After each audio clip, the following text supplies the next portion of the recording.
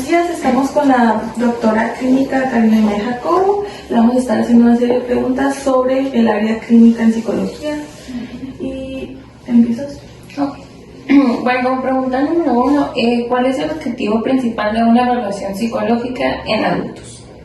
En adultos, básicamente, bueno, la evaluación psicológica es todo un procedimiento para conocer algunas características de la persona con quien vamos a trabajar, ¿no? Al hablar de un psicodiagnóstico o al hablar de una evaluación psicológica a nivel clínico, estamos hablando que necesitamos profundizar en algunas características del individuo para tener un diagnóstico más certero. Al momento que yo puedo tener un diagnóstico adecuado al paciente, es entonces que yo puedo generar una serie de estructuras o estrategias específicamente para tratar sus padecimientos. Y no necesariamente tiene que ser precisamente toda una batería de pruebas, va a depender de las características, necesidades y sintomatología que se esté presentando. Okay. Bueno, la siguiente pregunta tuvo que ver con esa respuesta que dio. ¿Cómo se determina qué pruebas o test son adecuados para cada paciente? Como usted nos dice, tiene que ver ya que se le da un diagnóstico. Bueno, para poder decidir qué pruebas, número 1, tienes que tener obviamente todos los datos generales de tu paciente y de ahí empezar también a explorar los motivos de consulta. Cuando uno empieza a explorar los motivos de consulta, vamos viendo aquellas características que se considerarían fuera de lo normal o lo que le pudiera al individuo a generar algún tipo de situación no adecuada o que le saca de su, digamos, una dinámica normal para poder lograr, ¿no?, sus objetivos. Digamos, un estudiante, si un estudiante tiene bastante estrés, sus objetivos de estudio a lo mejor no van a ser los mismos, o si trae un trastorno del sueño, si trae una depresión o algún tipo de alguna situación por ese estilo. Entonces se debe de proceder de acuerdo a la sintomatología, repito, a revisar qué aspectos son relevantes a evaluar. En muchas ocasiones, tal como una batería en adultos, tendríamos que especificar qué es lo que queremos. Si queremos corroborar un TDAH, si queremos corroborar su coeficiente intelectual o qué tipo de situación es la que nos lleva. Obviamente, también hay pacientes que solamente requieren como un tipo línea base, le llamaríamos, ¿no?, que es algo mucho más práctico, porque si solamente estamos midiendo sintomatologías y no hay como que situaciones más allá de una situación que me agobie, bueno, entonces vamos viendo. Normalmente yo en la práctica clínica inicio con mis pacientes adultos específicamente con una serie de preguntas que son la entrevista semiestructurada que tenemos en Cash, pero aparte voy elaborando otras interrogantes dependiendo del motivo de consulta, ¿ok? Normalmente con adultos se utiliza el screening, así se llama la entrevista, y posterior a ello, en ese lapso, al paciente yo le dejo su historia de vida, que me redacte su historia de vida por escrito. De esa manera me da más información tanto en el escrito como en cómo se expresa en esta parte. Ya estaremos hablando de ciertas bases de la narrativa, pero ahí empiezo con cierta información. Posterior a ello también les pido, si son cuestiones recurrentes, medibles, hacer los autorregistros. Y es cuando empiezo a definir, bueno, necesito conocer más al paciente o no, realmente ocupo aplicarle una batería de pruebas o me quedo hasta ese nivel. ¿Y por qué lo hago así? Porque en mi práctica yo soy terapeuta del enfoque cognitivo-conductual breve. Entonces, para aplicar toda una batería de pruebas, a lo mejor vamos a ocupar 5 sesiones, por ejemplo. Y en lo que es terapia cognitivo-conductual breve, pues estamos hablando de un margen de 10 a 15 sesiones. ¿Me podría decir alguna variante o algún síntoma que se pueda determinar como muy específico para definir algún tipo de trastorno o depresión? ¿Depresión? Ok, en cuestión de depresión pues estaríamos hablando de situaciones como el tipo de pensamientos y esas cuestiones del pasado que trae arrastrando y que no ha podido... Como traumas, por decirlo. Situaciones fuertes. Muchos de los pacientes que hablan de depresión muchas veces traen sesgos de cuestiones de abuso sexual, violación en su infancia. No todos, obvio. No vamos a generalizar. Aquí cada individuo, cada persona es muy diferente, ¿no? A pesar de que la psicología se ha considerado como ciencia, porque trata de establecer patrones con los cuales medir ciertas cuestiones. Independientemente de eso, pues hay ciertas situaciones que hacen a cada individuo diferente, porque caen a la depresión. A lo mejor es una cuestión de, no sé, de un duelo no resuelto, a lo mejor puede ser también la cuestión de empleo o desempleo. Muchas de las sintomatologías que se manifiestan, así se miden en los instrumentos, ¿no? Por ejemplo, la escala de Beck nos indica, ¿no?, cuáles son tus sintomatologías. No duermes, lloras, tienes pensamientos rumiantes, te vas hacia el pasado. ¿Qué aspectos se están midiendo desde ese enfoque, hablando de depresión específicamente, ¿no? Pero también tendríamos que ver la temporalidad, ¿no? Desde cuándo esto empieza y si esto ha permanecido, para ver entonces qué tipo de situación se está presentando, porque muchas veces también la depresión se puede confundir con procesos de nostalgia intenso, que puede durar una semana, puede durar unos días. Para considerar depresión, según la literatura, nos habla de aproximadamente 3 semanas a un mes estar sumergidos en esta situación. Entonces sí tenemos que también ver muy específicamente la situación y la circunstancia en la que el paciente está mostrando esto. Es que lo tengo una semana antes del examen, o un mes antes de que venga mi tío fulanito. ¿Eso no se puede confundir con ansiedad? Sí, pero aquí la diferencia entre ansiedad y depresión es de dónde surge, ¿no? La ansiedad la tenemos más identificada como aquella situación que está a futuro, ¿no? Como un miedo, ¿no? Por así decirlo. Pues sí, puede ser. Por el miedo. Y la depresión tiene que ver más con el pasado y que todavía sigue. Por eso ahorita hablamos del pensamiento, de los tipos de pensamiento y situaciones que está presentando. Entonces, cada individuo, haz de cuenta que tienes que elaborar como un mapa de cada individuo, donde van no solamente sus datos generales, que de alguna manera todo esto te sirve, de saber de su edad, saber exactamente su fecha de nacimiento, saber acontecimientos importantes de su vida, como cambios de escuela, situaciones amorosas. ¿En qué puede contribuir saber la fecha de nacimiento de un paciente? Bueno, número 1, cuando vas a aplicar una prueba, acuérdate que tienes que medir los... Otra de las cuestiones también es si hubo eventos importantes en la vida. Por ejemplo, a lo mejor falleció el abuelo exactamente cuando él cumplía años, ¿no? O hubo una operación muy fuerte, o hubo un accidente cuando iban por su pastel. Así me ha tocado, ¿no? Pero hubo una paciente específicamente que iba en el transcurso de cuando ella era pequeña, iba en el transcurso de su fiesta de cumpleaños, tiene un accidente muy aparatoso y se dieron varias situaciones que después en terapia, ya cuando ella tiene 15, 16 años, surge, ¿no? Y retoma esto y sale el sentimiento de culpa. Que si ella se sentía culpable, porque en su cumpleaños, al momento de estar haciendo todo esto para ella, se da el accidente. Y dice, es que si yo no hubiera cumplido años ese día, o si esto, y si el otro, o es que si yo no hubiera querido esto de festejo. Se pone a sobrepensar, ¿vale? Entonces hay una serie de situaciones que tenemos que ir viendo. Pues sí, lo que le llamamos sobrepensamiento, rumiaciones, el tipo de pensamientos. Y también aquí tendríamos que analizar si esto lo tiene muy, muy consciente o está en el inconsciente mostrándose de otra manera.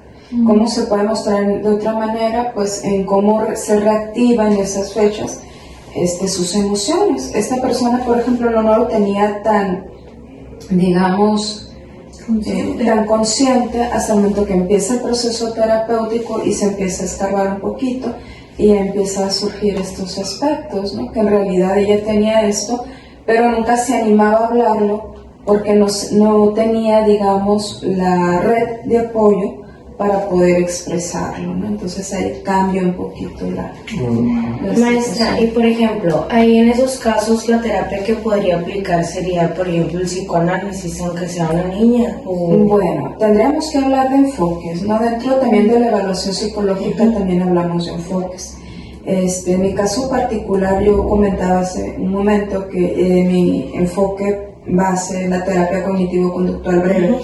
Yo no le he puesto mucho al psicoanálisis en ciertos casos, porque muchas veces me van a odiar los psicoanalistas, ¿no? Como siempre. Ajá, sí, como siempre.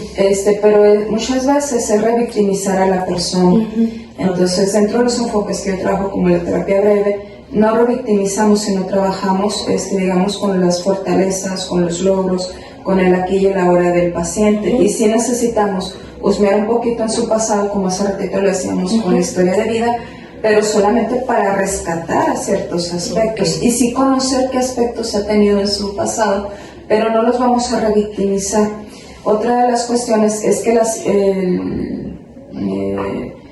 el psicoanálisis es terapia profunda y de años, ¿no? Sí. Y también, para ser muy honesta, los buenos psicoanalistas o realmente digamos, los expertos en psicoanálisis están más del centro de México hacia allá, ¿no? Lo que es aquí Sonora, no hay escuelas de psicoanálisis que realmente preparen para ese tipo de enfoque. En el caso de esa terapia, maestra, ¿el humanismo no sería algo que se pudiera destacar para darle?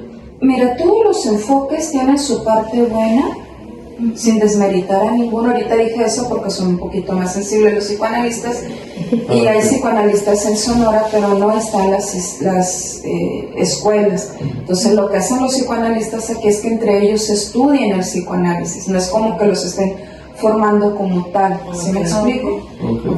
Okay. Lo que es el humanismo, lo que es la Gestalt, todos esos enfoques también son muy buenos. O sea, tú te puedes ir por cualquiera, pero el asunto es tiempo, costo, beneficio. Desde mi perspectiva y desde mi práctica profesional, siempre esto tiene que ver, como formadora de alumnos en psicología y como ya 20 y tantos años de experiencia dentro de la área clínica, yo te puedo decir, revictimizar para mí no es una alternativa. Para mí no. Yo prefiero trabajar con el aquí y el ahora, ¿no? Okay. También mi enfoque dentro de familia es el sistémico, donde también trabajamos un poquito más desde el aquí y el ahora y no estar rasguñando tanto en aspectos que al final de cuentas no puedes cambiar la historia del paciente. Igual en psicotrauma, porque también soy psicotraumatóloga, trabajamos en pocas sesiones en tratar de reacomodar el trauma en poco tiempo y no centrarnos en el tiempo, porque todo ese tiempo en que ciertos enfoques lo trabajan, también van modificando cuestiones externas de la persona, y la familia o las personas que están alrededor de ella, que no comprenden o no entienden su proceso, se ven confundidos y muchas veces pueden llegar a atacar un poco más al cliente, ¿no? Y lo digo así por cómo lo he observado y experimentado en las consultas de mis otros compañeros. Maestra, tengo otra pregunta. ¿Qué es el se me fue la palabra. El psicodiagnóstico, ¿y qué se diferencia de una evaluación general? Bueno, el psicodiagnóstico, es una evaluación psicológica, o sea, el psicodiagnóstico es una evaluación clínica específicamente, es decir, del área de salud.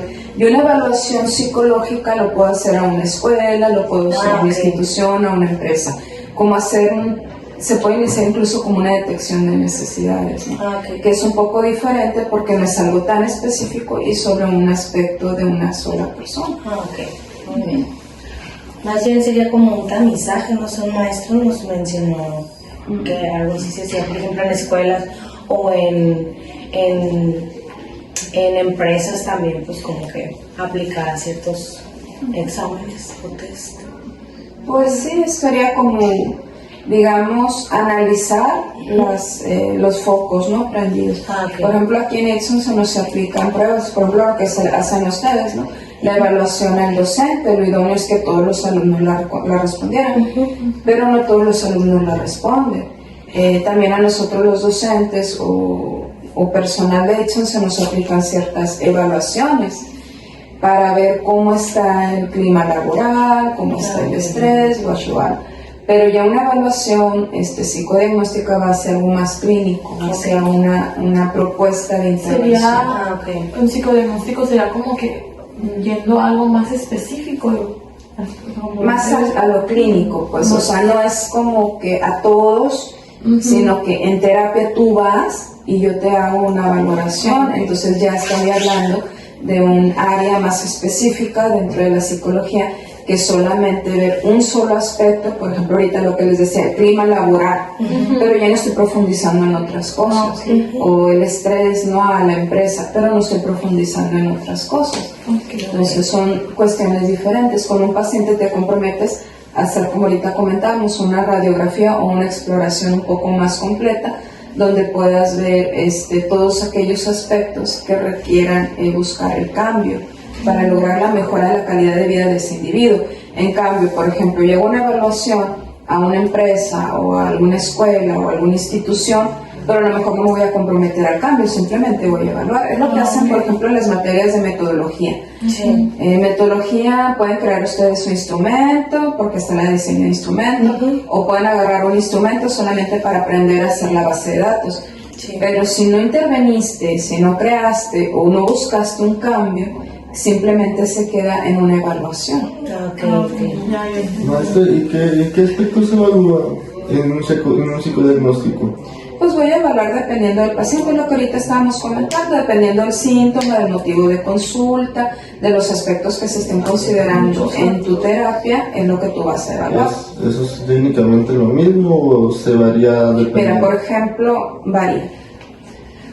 No es lo mismo tratar a una persona con ansiedad que una persona con depresión, o una persona con TDAH, o una persona con TOC, o una persona con otro trastorno, ¿no? O con otra sintomatología. Lo que sí es muy básico es medir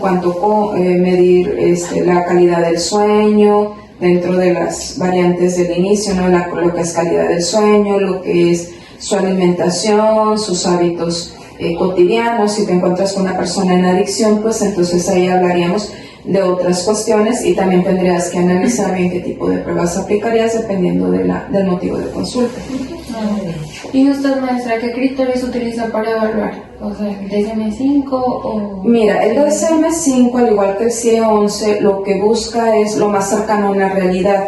Si nos vamos a lo que es las bases de la evaluación, se tira lo que es la curva de la normalidad, ¿no? Más sin embargo, no es que sea un 100% seguro. ¿Estamos de acuerdo?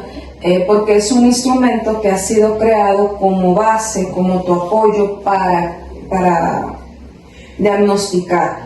Más sin embargo, tú puedes tener un prediagnóstico y decir, este paciente trae síntomas de TOC, ¿ok? Pero yo voy a trabajar con la sintomatología, no tanto exactamente con lo que me diga el DSM-5. Por eso es que ha ido modificándose y se va adaptando a la nueva población. El DSM-4 ya tiene rato que no se considera como que el nuevo, ¿no? Vigente. Confiable. Ajá, vigente. Más sin embargo, muchos especialistas todavía consideran que el DSM-4 está un poco más completo que el 5. Entonces, si hiciéramos una reunión de psicólogos clínicos, quizás muchos votarían por el 5, otros por el 4, porque va a depender. Y si tú le preguntas esto a varios psicólogos, muy probablemente te van a decir, me sirve como base, más no me baso totalmente en él. En ciertos casos a lo mejor me puedo basar en el 5 y para otros me baso en el 4, o bien me guío en el CIE 10 o me guío en el CIE 11, dependiendo de lo que yo estoy viendo. Porque tampoco en psicología lo que tenemos que entender es que no hay un ABC con todos los pacientes. Cada paciente es único y diferente. Y de nada me sirve encasillarlo, porque no lo voy a ayudar solamente a encasillarlo en un diagnóstico. Tengo que trabajar sobre la sintomatología y las situaciones que me están enmarcando. ¿Sí me sirve para elaborar un diagnóstico? Sí. ¿Me sirve para generar estrategias de intervención? Sí. Más no es una regla total. No es lo definitivo. Ajá. Ok. Ahorita nos hablaba de los prediagnósticos. ¿Cómo comunica usted los resultados de un prediagnóstico al paciente? Bueno, número 1, siempre hay que tener algo que se llama consentimiento informado. ¿Ok? Es bien importante que quede muy bien en claro y establecido dentro de ese consentimiento informado el cómo voy a abordar sus resultados y demás. Dependiendo de para qué los voy a utilizar o dependiendo de si va a servir de algo, se les notifica solamente de manera verbal. Si por alguna circunstancia necesitan, a lo mejor porque necesito canalizarlo con otro especialista, se da el informe escrito y con ciertas reservas. Ok. Sí nos comentaba un maestro sobre eso, ¿no? No sabía el nombre específico, pero sobre siempre es decirle al paciente, ¿no?, qué se va a hacer con su información. Sí, por eso es el consentimiento informado.